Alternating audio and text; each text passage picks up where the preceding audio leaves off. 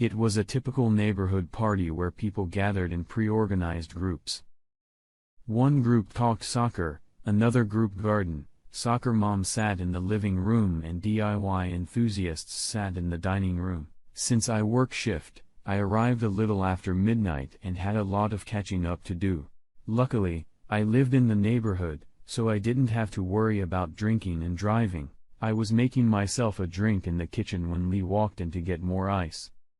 Lee was the hostess, and I'd had a warm relationship with her since the day she and her husband Brad moved here. She knew of my interest, but we both realized it was never meant to be, and our relationship had turned into a good-natured semi-sexual, mutually beneficial relationship. Lee was 3 months pregnant and had that healthy, sexy blush that women have, and to me, she had never looked sexier. I can't get over it, baby.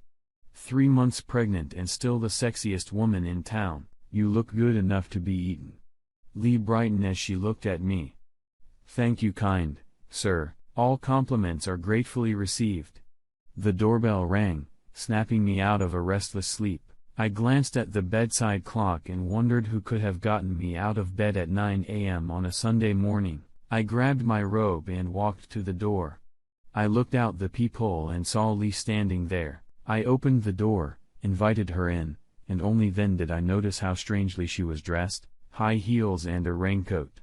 But when I looked out, I saw nothing but bright sunlight. Lee turned to me and said, "Did you really mean it last night when you said that despite being pregnant, I'm the sexiest woman in town?" I stared at her in some confusion. Why is she asking me a question like that?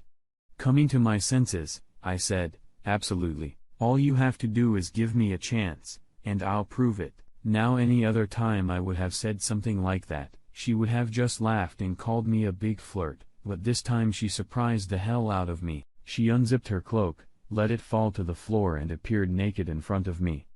Would you be able to prove it by taking me? Good God.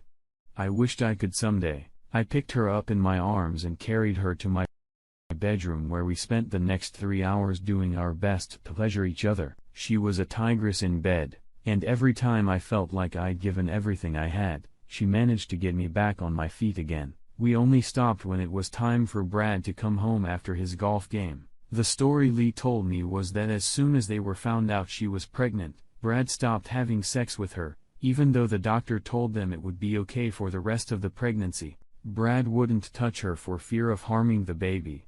She was used to having sex daily and had been climbing the wall since Brad left her, but no matter how much she begged and pleaded, he wouldn't sleep with her. The next morning, Lee showed up at my front door just as Brad was getting ready for work. We headed straight to my bedroom, but before we started anything, I had to satisfy my curiosity. Did Brad hit on you last night?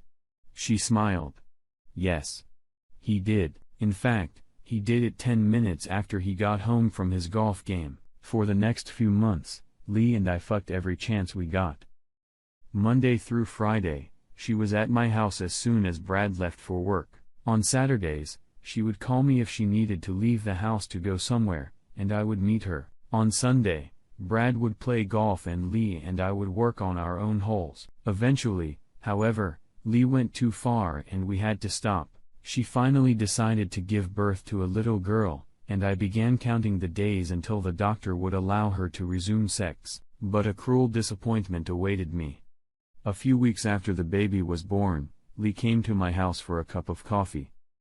She thanked me for being her friend and for being there for her in her time of need. She told me that if I ever needed anything, to just let her know.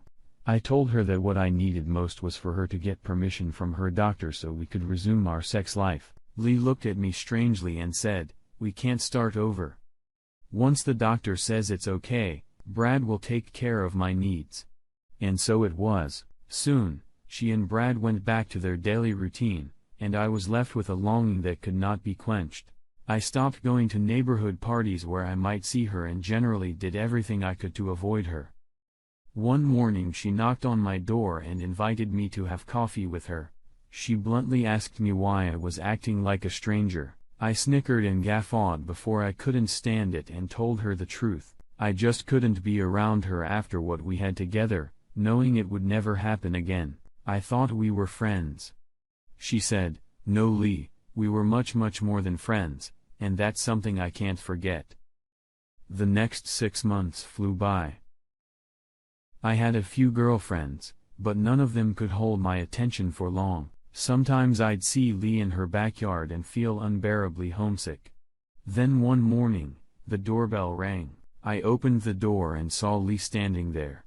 I moved aside to let her in, and as I turned to close the door, just in time, see her dress fall to the floor. Naked, wearing only high-heeled shoes, she smiled at me. Guess who my lover is? I'm pregnant.